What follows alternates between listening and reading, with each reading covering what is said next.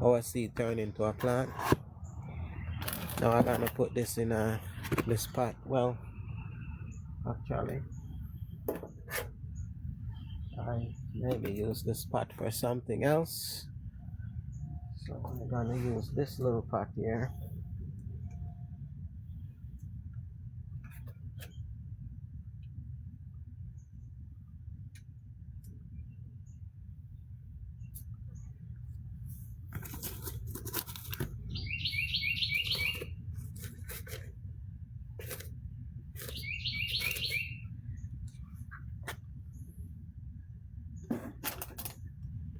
Yeah, I'm switching. I'm gonna use this one to start my plant. These are like starter pot, you know, where you just start your plant in it, and then you can always move them up.